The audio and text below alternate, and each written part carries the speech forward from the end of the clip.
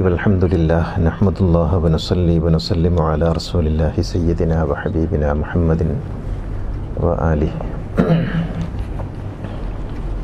ഇപ്പോൾ നിസ്കരിക്കുക എന്ന് പറഞ്ഞാൽ നിങ്ങൾ എന്തൊക്കെയോ ചെയ്യുക എന്നാണ് അർത്ഥം.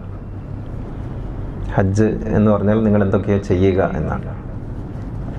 നോമ്പെന്ന് പറഞ്ഞാൽ ചെയ്യാതിരിക്കുക എന്നാണ് അർത്ഥം.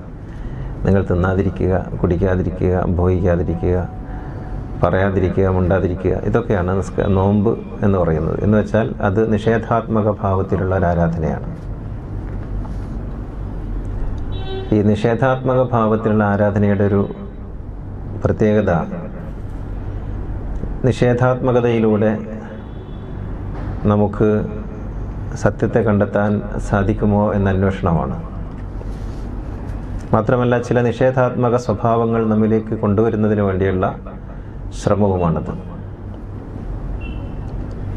നമ്മുടെ ജീവിതത്തിലേക്ക് കൊണ്ടുവരേണ്ടുന്ന ഏറ്റവും വലിയ നിഷേധാത്മക സ്വഭാവമാണ് അഹിംസ എന്ന് പറയുന്നത്. ഹിംസയാണ് ജന്തുഭാവം. അഹിംസ ജന്തുഭാവത്തിൻ്റെ എതിരാണ്. അത് നിഷേധാത്മകമാണ്. എന്ന് വെച്ചാൽ നമ്മുടെ ഭാവത്തിനെതിരെയുള്ള ഒരു കാര്യമാണ് അഹിംസ. പരിഷ്കൃത ജ്ഞാന മനുഷ്യന് ഈ നിഷേധാത്മക ഗുണം കൊണ്ടുവരാൻ പരിശീലിപ്പിക്കുന്നൊരു പരിശീലനമാണ് യഥാർത്ഥത്തിൽ ഉപവാസം എന്ന് പറയുന്നത്. ഏത് മതത്തിലും അഹിംസയിലേക്കുള്ള മനുഷ്യൻ്റെ പ്രയാണമാണത്. ജന്തുസഹജമായ ജൈവികമായ ഹിംസാബോധത്തിൽ നിന്ന് ദൈവികമായ അഹിംസാബോധത്തിലേക്കുള്ള യാത്രയാണത്. എന്ന് വെച്ചാൽ മാംസപിണ്ഡത്തിൽ നിന്ന് ആത്മാവിലേക്കുള്ള, അനിത്യതയിൽ നിന്ന് നിത്യതയിലേക്കുള്ള ഒരു പ്രയാണമെന്ന് പറയാം. അഹിംസ എന്ന് കേൾക്കുമ്പോൾ നമ്മൾ വിചാരിക്കുന്നത് കേവലമായി ജന്തുക്കളെ കൊല്ലുക എന്നുള്ളത് മാത്രമല്ല. അത് ഹിംസയുടെ ഒരു രൂപമാണ്.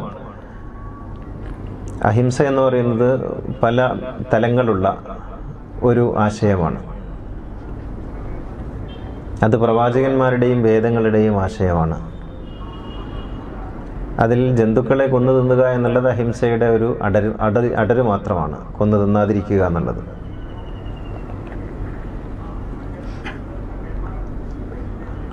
പല ഹിംസകളും നമ്മുടെ ജീവിതത്തിൽ നാം നിത്യേന ചെയ്തുകൊണ്ടിരിക്കുന്നുണ്ട്. വാക്കുകൊണ്ടുള്ള ഹിംസയുണ്ട്. അതുപോലെ ആഗ്രഹം, ചിന്തകൾ കൊണ്ടുള്ള ഹിംസയുണ്ട്. കർമ്മങ്ങൾ കൊണ്ടുള്ള ഹിംസയുമുണ്ട്. വാക്കുകൊണ്ടുള്ള ഹിംസയാണ് വളരെ പ്രധാനമായിട്ടുള്ളത്. നമ്മളൊരാളെ മുറിവേൽപ്പിക്കുന്നു എന്നുള്ളതാണത്. ഒരാളെ അപമാനിക്കുന്നു എന്നുള്ളതാണ്. ഒരാളെ നിന്ദിക്കുന്നു, ചെറുതായി കാണുന്നു എന്നുള്ളതാണ്. ഒരാളുടെ മനസ്സിൽ നാം ദുഃഖങ്ങളും ദുരിതങ്ങളും വാക്കുകളാൽ സമ്മാനിക്കുന്നു എന്നുള്ളതാണത്. ഇത് വലിയ ഹിംസയാണ്. ഈ ഹിംസ തിരിച്ചറിയാതെ നാം മറ്റ് ഹിംസകളെക്കുറിച്ച് ആലോചിച്ചിട്ട് വലിയ കാര്യമൊന്നുമില്ല. ഖുർആനിൽ വാക്ക് എന്ന് പറയുന്ന ഒരു വലിയ കാര്യത്തെക്കുറിച്ച് നിരന്തരമായി സംസാരിക്കുന്നുണ്ട്. നിങ്ങൾ ആദരവോടെ സംസാരിക്കണം, നിങ്ങൾ വക്രതയില്ലാതെ സംസാരിക്കണം, നിങ്ങൾ മാന്യമായി സംസാരിക്കണം, നിങ്ങൾ മൃദുവായി സംസാരിക്കണം എന്നൊക്കെ ഖുർആൻ പറയുന്നുണ്ട്. ഖൗലൻ ലയ്യിനൻ, ഖൗലൻ മഅറൂഫൻ, ഖൗലൻ സദീദൻ, ഖൗലൻ കരീമൻ എന്നൊക്കെ പറയുന്നുണ്ട്. വാക്കുകളെക്കുറിച്ച് ഖുർആൻ ഇങ്ങനെ പലതവണ പലയിടത്തായിട്ട് പറയുന്നുണ്ട്. ഖൗലൻ മൈസൂറൻ എന്ന് പറയുന്നുണ്ട് ഒരിടത്ത്, ലളിതമായി പറയുക എന്ന്. ഇങ്ങനെ വാക്കുകൾ എന്നത് വലിയ മൂർച്ചയുള്ള ആയുധമാണെന്നും അത് കൊണ്ട് വലിയ ഹിംസ സാധിക്കുമെന്നും പലപ്പോഴും നമ്മൾ മറന്നു പോകുന്നുണ്ട്. അപ്പോൾ നോമ്പെന്ന് പറയുന്ന നിഷേധാത്മകമായ ആരാധന നമ്മിൽ ഉണർത്തേണ്ടുന്ന ഒന്നാമത്തെ അഹിംസാ ചിന്ത എന്ന് പറയുന്നത് വാക്കുകളാൽ നാം ഹിംസിക്കുകയില്ല എന്ന് തീരുമാനിക്കലാണ്. ആരെയും. നമ്മുടെ മുന്നിലൂടെ കടന്നു പോകുന്ന നിരവധി മനുഷ്യന്മാരുണ്ട്. നമ്മുടെ മാതാപിതാക്കൾ മുതൽ, നമ്മുടെ മക്കൾ മുതൽ, നമ്മുടെ ഇണകളും നമ്മുടെ കൂട്ടുകാരും നമ്മുടെ സഹയാത്രികരും ഒക്കെ ആയിട്ട് ധാരാളം ആളുകളുണ്ട്. നിരവധി ജീവിത പ്രശ്നങ്ങളിലൂടെ കടന്നു പോകുന്നവരാണ് അവർ. അവരുടേതായ ആധികളും വ്യാധികളും സങ്കടങ്ങളും പരാതികളും പയ്യാരങ്ങളും പ്രാരബ്ധങ്ങളുമായിട്ട് ഒരുപാട് ജീവിത പ്രശ്നങ്ങളിലൂടെ കടന്നു പോകുന്നവർ. അവരവരുടെ ജീവിതത്തിൻ്റെ ഏതോ തലങ്ങളിൽ നമ്മോട് സംസാരിക്കുമ്പോൾ നമ്മെ ഹേർട്ട് ചെയ്യുന്ന, നമ്മെ ഇറിറ്റേറ്റ് ചെയ്യുന്ന വർത്തമാനങ്ങളൊക്കെ പറഞ്ഞു വരും. അപ്പോൾ അവരുടെ മാനസികമായ അവസ്ഥകളെ മനസ്സിലാക്കി അവരെ ചേർത്ത് നിർത്താനും അവരോട് നല്ല നിലയ്ക്ക് സംസാരിക്കാനും നമുക്ക് സാധിക്കുക എന്നുള്ളതാണ്. അവരെ വീണ്ടും വേദനിപ്പിക്കുന്ന വാക്കുകൾ പറയാതിരിക്കുക എന്നുള്ളതാണ്. നമ്മളൊക്കെയും കടന്നു പോയിട്ടുള്ള ചില ജീവിത സന്ദർഭങ്ങളുണ്ട്. ആ ജീവിത സന്ദർഭങ്ങളിലൊക്കെ നമുക്ക് പലപ്പോഴും പൊട്ടിത്തെറിക്കേണ്ടി വന്നിട്ടുണ്ടാകാം. അപ്പോൾ ആരൊക്കെ നമ്മുടെ വാക്കുകളാൽ വേദനിച്ചിട്ടുണ്ടാകും എന്ന് ഒന്ന് ഓർത്ത് നോക്കിയാൽ നമുക്ക് മനസ്സിലാക്കാൻ കഴിയും. ഒരിക്കലും തിരിച്ചെടുക്കാൻ കഴിയാത്ത ആയുധമാണ് വാക്കെന്ന് പറയുന്നത്.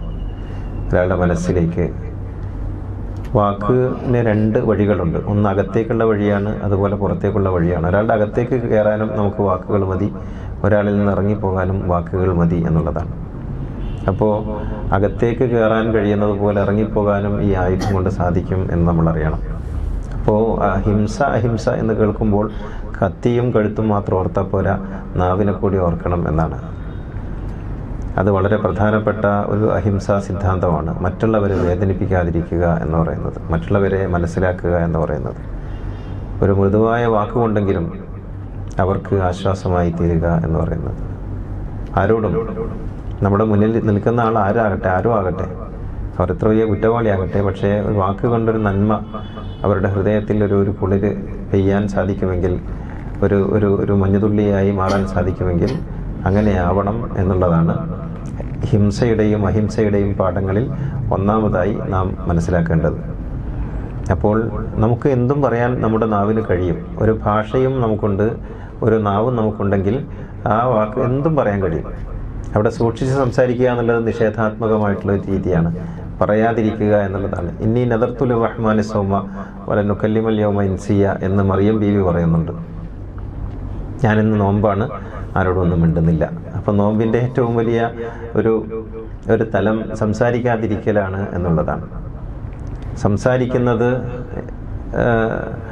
വെള്ളിയാണെങ്കിൽ മൗനം സ്വർണമാണെന്ന് പ്രവാചകൻ ഒരിക്കൽ പറഞ്ഞിട്ടുണ്ട്. അപ്പോൾ മൗനമായിരിക്കാൻ ശീലിക്കണം. മൗനം വലിയ ഒരു ആയുധമാണ്. മൗനം ഒരു വലിയ പാഥേയവും കൂടിയാണ്. അതുകൊണ്ട് മൗനമായിരിക്കാൻ ശീലിക്കുക എന്നുള്ളത് നോമ്പിൻ്റെ വളരെ പ്രധാനപ്പെട്ട ഒരു കാര്യം കൂടിയാണ്. സംസാരിക്കാതിരിക്കാൻ ശീലിക്കുക. നാവ് നമുക്ക് നൽകിയിട്ടുള്ളത് വർത്തമാനം പറയാൻ വേണ്ടി മാത്രമല്ല, പറയാതിരിക്കാൻ കൂടിയാണ്. എത്രത്തോളം നിങ്ങൾ പറയാതിരിക്കുന്നു എന്നാണ് നാവ് തന്ന തമ്പുരാൻ നോക്കുന്നത്. എത്രത്തോളം സംസാരിക്കാതിരിക്കുന്നു എന്നുള്ളതാണ്. ഉറങ്ങുമ്പോൾ മാത്രം നാവടക്കുന്നവനല്ല, ഉണർന്നിരിക്കുമ്പോഴും നാവടക്കുന്നവനാണ് യഥാർത്ഥത്തിൽ നാവിനെ കൃത്യമായിട്ട് ഉപയോഗപ്പെടുത്തുന്നവൻ. ആവശ്യത്തിന് മാത്രം സംസാരിക്കുന്ന നാവാണ് ഏറ്റവും വിവേകമുള്ള നാവ് എന്ന് പറയാറുണ്ട്. അനാവശ്യ വർത്തമാനങ്ങളിൽ നിന്ന് വിട്ടുനിൽക്കുക എന്നുള്ളത് വിവേകത്തിൻ്റെ ലക്ഷണമാണ്. അത് പ്രവാചകന്മാരുടെ ലക്ഷണമാണ്.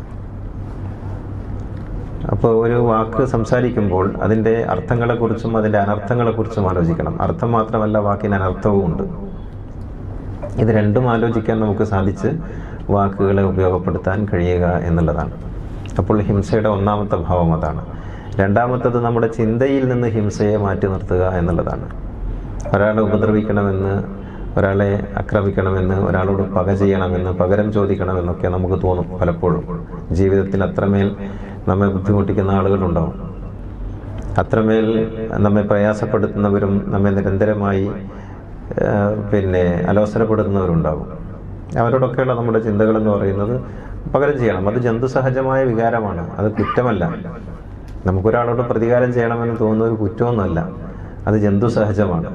പക്ഷേ ആ ജന്തുസഹജമായ വികാരത്തെ മറികടക്കാനുള്ള ഒരു ത്രാണി ഉണ്ടാവുക എന്നുള്ളതാണ് വളരെ പ്രധാനപ്പെട്ടത്. ജന്തുസഹജമായ വികാരങ്ങളിൽ നിന്ന്, നമ്മുടെ മാംസത്തിൻ്റെ വിചാരത്തിൽ നിന്ന് ആധ്യാത്മികമായ ഒരു ഔന്നത്യത്തിലേക്ക് നമ്മളെ വളർത്താനുള്ളതാണ് ഈ ആരാധനകളൊക്കെ. അപ്പോഴേ അതുകൊണ്ട് കാര്യമുള്ളൂ. അല്ലെങ്കിൽ എല്ലാ ആരാധനകളും ഒരു എക്സസൈസും ഒരു പട്ടിണിയൊക്കെ ആയിട്ട് തീരും എന്നുള്ളതാണ്.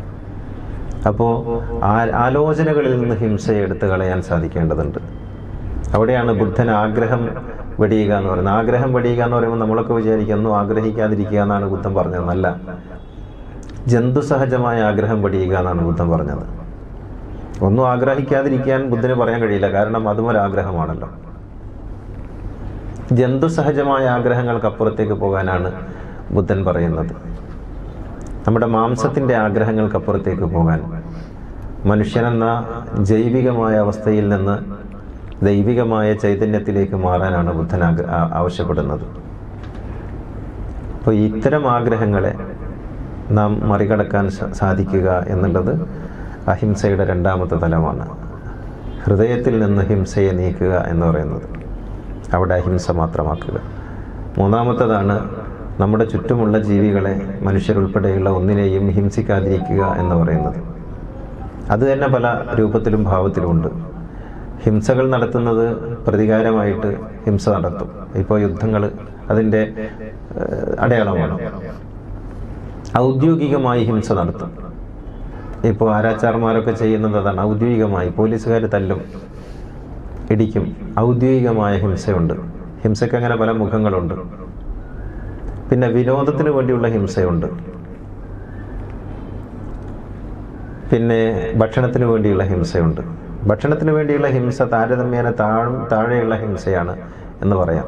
കാരണം അത് നമുക്ക് ഒരു ചാക്രിക സ്വഭാവത്തിൽ കാണാൻ പറ്റും. പക്ഷെ അതും കൂടി ഒഴിവാക്കുമ്പോഴാണ് മനുഷ്യൻ അവൻ്റെതായ അർത്ഥത്തിൽ പൂർണ്ണനാകുന്നത്. അപ്പോൾ അത്തരത്തിലുള്ള എല്ലാ ഹിംസകളിൽ നിന്നും നമ്മൾ ക്രമത്തിൽ വിട്ടു നിൽക്കണം. യുദ്ധമാകട്ടെ, പ്രതികാരമാകട്ടെ, വിനോദമാകട്ടെ, മറ്റുള്ള ഒന്നിനെയും ഒരു പീഡ എറുമ്പിനും വരുത്തരുതെന്നുള്ള അനുകമ്പയും സദാ കരുണാകര നൽകുകൊള്ളിൽ നിൻ തിരുമൈ വിട്ടകലാതെ ചിന്തയും എന്ന് നാരായണ ഗുരു പറയുന്നുണ്ട് അനുകമ്പാദശകത്തിൽ. ഒരു പീഡ എറുമ്പിനും വരുത്തരുത്, ഒരു ഉറുമ്പ് പോലും വേദനിക്കരുത്, ഒരു ഉറുമ്പ് പോലും എന്നെക്കൊണ്ട് വേദനിക്കരുത് എന്ന് ആഗ്രഹിക്കുന്ന ഒരു മനസ്സ് തരണേ എന്നാണ് പറയുന്നത്. എന്നിട്ട് അതിനോട് ചേർത്ത് ഗുരു പറയുന്നൊരു വാചകം, നിൻ തിരുമൈ വിട്ടകലാതെ ചിന്തയും ഉള്ളിൽ നൽകണം. നിന്നെക്കുറിച്ചുള്ള എപ്പോഴും ഉള്ള ഒരു ഓർമ്മ, നീ എന്നുള്ള ഒരു വിചാരം എപ്പോഴും എൻ്റെ മനസ്സിൽ നിറയ്ക്കണം. അപ്പോൾ ഇത് രണ്ടും ഒരുമിച്ച് വരുന്നത് റഹമു മംഫിൽ അർദി റഹംകും മംഫിൽ സമ എന്ന് പറയുന്നൊരു പ്രവാചക വചനത്തിൽ നമുക്ക് കാണാം. നിങ്ങൾ ഭൂമിയിലുള്ളവരോട് കരുണ കാണിക്കുമ്പോഴാണ് ഉള്ളവൻ നിങ്ങളോട് കരുണ കാണിക്കുക എന്ന്. അപ്പോൾ ഭൂമിയിലുള്ളവരോടെന്ന് പറയുന്ന എല്ലാം ഈ കാരുണ്യത്തെക്കുറിച്ച് പറയുമ്പോൾ മനുഷ്യരോടുള്ള കരുണയെക്കുറിച്ചല്ല പറയുന്നത്, പ്രപഞ്ചത്തോടുള്ള കരുണയാണ്. വമാ അർസൽനാക ഇല്ലാ റഹ്മത്തൽ ലിൽ ആലമീൻ എന്ന് പ്രവാചകനെ കുറിച്ച് പറയും. അപ്പോൾ എല്ലാറ്റിനോടും ഉള്ള ഒരു കാരുണ്യ വിചാരമാണത്. എല്ലാറ്റിനോടും ഞാൻ തന്നെയാണത് എന്ന് ചിന്തിക്കുമ്പോൾ നമുക്ക് എല്ലാറ്റിനോടുള്ള ആ കാരുണ്യഭാവം ഉണ്ടാകും. ഒന്നിനെയും ഹിംസിക്കരുത് എന്ന ചിന്തയുണ്ടാകും, ഒന്നിനെയും വേദനിപ്പിക്കരുത് എന്ന ചിന്തയുണ്ടാകും. അപ്പം എല്ലാം ഈ പ്രപഞ്ചത്തിൽ അനിവാര്യമായ ഘടകങ്ങളാണ്. ഇന്നല്ലാഹ ലാ യസ്തഹി അൻ യദ്രിബ മസലൻ മാ ബഅൂദതൻ ഫമാ ഫൗഖഹ. ഒരു കൊതുകിനെ പോലും ഉപമയായി സ്വീകരിക്കാൻ ദൈവത്തിന് മടിയില്ലെന്ന് പറയുമ്പോൾ അത് ഒരു ചെറിയ കാര്യമല്ല. ഈ പ്രപഞ്ചത്തിലുള്ള എല്ലാറ്റിനും അതിൻ്റെതായ ഒരു ദൗത്യമുണ്ട്. ഞാനും അതുപോലെയാണ്. ഈ കൊതുകും ഞാനും, അല്ലെങ്കിൽ ഒരു പ്രാണിയും ഞാനും ഒരുപോലെ ഈ ലോകത്ത് എന്തോ ഒരു ദൗത്യം നിർവഹിക്കാൻ വേണ്ടി സൃഷ്ടിക്കപ്പെട്ടവയാണ്. അപ്പോൾ ഒന്നിനെയും അങ്ങനെ ഹിംസിക്കുക എന്നുള്ളത് അത്ര നല്ല കാര്യമല്ല. ഹിംസിക്കാതിരിക്കുക എന്നുള്ളതാണ് നാം ശീലിക്കേണ്ടത്. അത് നാം ശീലിച്ചാൽ സാധിക്കുന്നതാണ്. ഹിംസിക്കുക എന്ന് പറയുമ്പോൾ നാം ശീലിക്കേണ്ടതില്ല, നമ്മുടെ ജന്തുസഹജമായ ഭാവനയാണ്. അത് പൂച്ചക്കൊണ്ട്, പട്ടിക്കൊണ്ട്, കോഴിക്കൊണ്ട്, എല്ലാറ്റിനുണ്ട് പിന്നെ ഹിംസിക്കുക എന്ന് പറയുന്നത്. അതേ സ്ഥാനത്ത് ഹിംസിക്കാതിരിക്കുക എന്നുള്ളത് നാം ബോധപൂർവം ഉണ്ടാക്കിയെടുക്കേണ്ടുന്ന ഒന്നാണ്. ഗുരു പറയുന്നു, അരുളാൽ വരും ഇമ്പം അൻപകന്നൊരു നെഞ്ചാൽ വരുമല്ലലൊക്കെയും ഇരുളൻപിനെ മാറ്റുമല്ലിൻ കരുവാകും കരുവാമി മിതേതിനും. നമ്മുടെ ഉള്ളിൽ അനുകമ്പ ഉണ്ടാകണം. ഈ അനുകമ്പ ഇല്ലെങ്കിൽ എല്ലാ അല്ലലും അതുണ്ടാകും. നെഞ്ചാൽ അനുകമ്പയില്ലാത്ത, അനുകമ്പയകന്നൊരു നെഞ്ചാൽ വരും അല്ലലൊക്കെയും. എല്ലാ അല്ലലും അലമ്പും പ്രയാസങ്ങളുണ്ടാവുക ഈ ഹിംസയിൽ നിന്നാണ്. അപ്പോൾ എല്ലാതരം ഹിംസയിൽ നിന്ന് വിട്ടു നിൽക്കുക എന്നുള്ളതാണ്. അവസാനം നമുക്ക് ഭക്ഷണത്തിന് പോലും എന്ന് വെച്ചാൽ മാംസം കഴിക്കും, പക്ഷെ അത് അറുത്തിട്ടുള്ള മാംസമായിരിക്കില്ല, അത് കൃത്രിമമായി ഉണ്ടാക്കിയെടുക്കുന്ന മാംസമായിരിക്കും മനുഷ്യൻ കഴിക്കുന്നത്.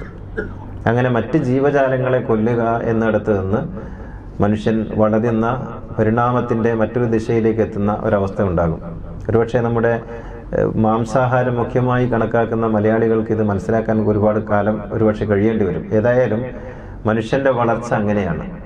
വ്യത്യസ്തങ്ങൾ. പണ്ട് മനുഷ്യൻ അപരിഷ്കൃതനായ കാലത്ത് പച്ച മാംസം കഴിച്ച ഒരു അവസ്ഥ ഉണ്ടായിരുന്നു. നമുക്കൊക്കെ പച്ച മാംസം കടിച്ചു വലിച്ച് കഴിച്ച ഒരു അവസ്ഥ ഉണ്ടായിരുന്നു. പിന്നീട് അത് വേവിച്ച് കഴിച്ചു, പിന്നീട് അതിൽ മസാലയൊക്കെ കൂട്ടി കഴിച്ചു, പിന്നീട് ധാന്യങ്ങൾ ഉപയോഗിക്കാൻ തുടങ്ങിയതോടുകൂടി ധാന്യങ്ങൾ അവൻ്റെ മുഖ്യാഹാരമായി, മാംസം അതിന് ഒരു കൂട്ട് ആഹാരം മാത്രമായി തീർന്നു.